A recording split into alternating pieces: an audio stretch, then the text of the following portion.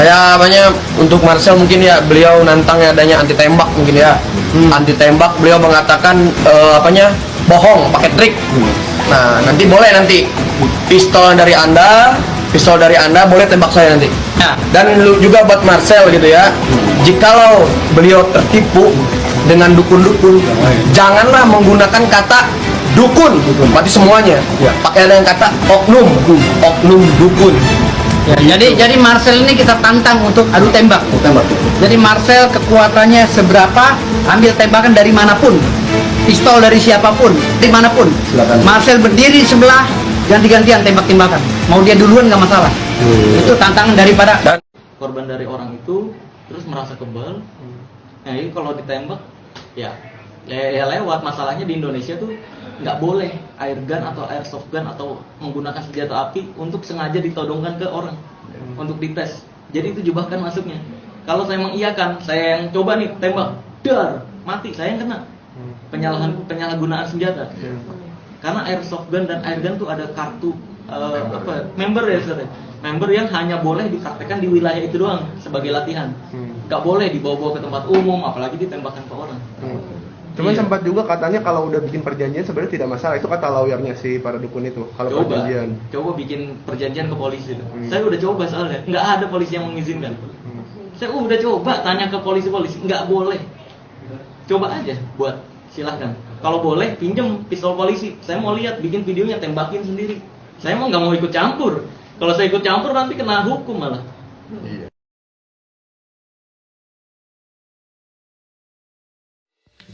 Halo Sobat Fakta Bang Pin, ketemu lagi dengan Bang Pin yang terus mengabarkan fakta viral seputar selebritas tanah air yang terus saja bikin berita. Dan dengan berita mereka tetap eksis di ranah media.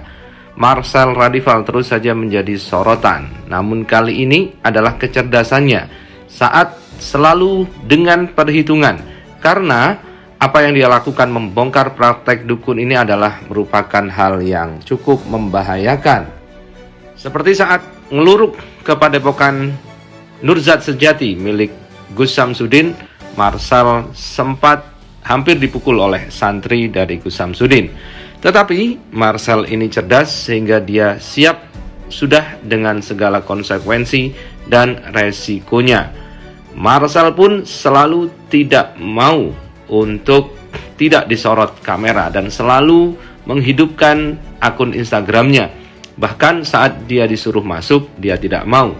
Dia bisa menghindari jebakan-jebakan dari para dukun. Itulah yang pertama dilakukan Marcel. Marcel selalu memperhitungkan aspek hukum dari setiap langkahnya. Dia selalu berkonsultasi dengan pengacara. Karena itu Marcel tidak pernah takut dengan konsekuensi hukumnya dan tidak mau dijebak oleh para dukun. Setidaknya Marcel 2 kali lolos dari jebakan para dukun. Nah, bagaimanakah ceritanya? Bagaimana beritanya? Kita simak saja kupas tipis-tipis fakta Bang Pin kali ini. Like, subscribe, and komennya ditunggu. Dan jangan lupa selalu ada doa dalam setiap lentikan jarimu. Saya minta KTP-nya. Saya minta KTP-nya. Saya minta KTP-nya.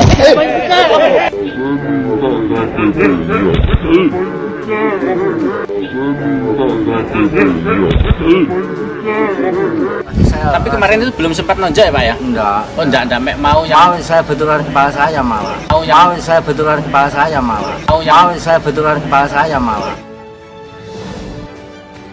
Nah, itulah sedikit kericuhan yang terjadi. Tidak bisa dibayangkan bagaimana jika Marcel sampai masuk ke padepokan. Marcel tidak mau masuk ke padepokan karena takut dijebak di dalamnya. Karena dikatakan di situ bahwa di padepokan Nurzat Sejati tidak boleh ada kamera. Disitulah Marcel menolak untuk masuk. Dia mengundang Samsudin saja yang keluar. Tetapi di luar pun dia diserang oleh santri dari Samsudin. Ini yang dihindari oleh Marcel Radival. Dia tidak mau dirinya dan krunya yang menjadi sasaran kemarahan dari santri, yang nantinya dikatakan pasti ada pembelaan di sana. Karena itulah Marcel hanya datang dan menantang pembuktian di depan publik terbuka.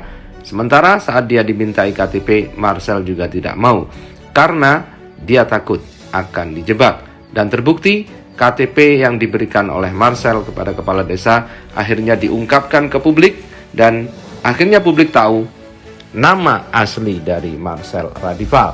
Padahal Marcel tidak ingin namanya diketahui oleh publik, karena Marcel Radival punya prinsip bahwa nama pribadi ini untuk keluarga, sedangkan nama Marcel Radival ini untuk pekerjaan. Nama saya Muhammad Sam Jinan Al-Habsyi. Umur saya 22 tahun. Cucu Mbah Priuk, cucunya Mbah Priuk. Cicit Mbak Priok. Mungkin kalau menurut anti tembak pembuktian langsung aja dengan Marcel ya. Saya menantang Marcel pesawat merah anti tembak jarak 2 meter ya. Kalau dia nggak mau, banyak alasan begini di atas ring di Komputer sama saya. Di atas ring langsung. Atau pakai pernyataan lah. Kalau luka nggak apa-apa. Nggak ada tuntutan. ya. Nggak apa-apa. Ya, pokoknya Marcel pegang pistol. Ya. Ini juga pegang pistol. Sama-sama mengeluarkan ilmunya. Ya. Sama-sama nembak. Sama-sama nembak. Iya. Ya gitu. Itu tantangannya begitu. Tantangannya begitu. Gotri 900 HPS ya. Gotri ya. Kita siapkan pistolnya atau dia Pistolnya nyiapin Gotri. nggak apa-apa. Gotri ya pistolnya. Pistolnya dari dia nggak apa-apa. Jarak 2 meter. Kalau mau pakai senjata api yang asli, taruh duit 5 miliar, jarak 5 meter mas saya, kiri kanan.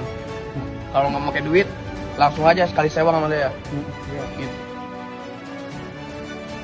Selanjutnya inilah yang dianggap jebakan kedua, tantangan adu tembak oleh seorang Habib yang juga dukun. Habib Jindan ini menantang Marcel untuk adu tembak.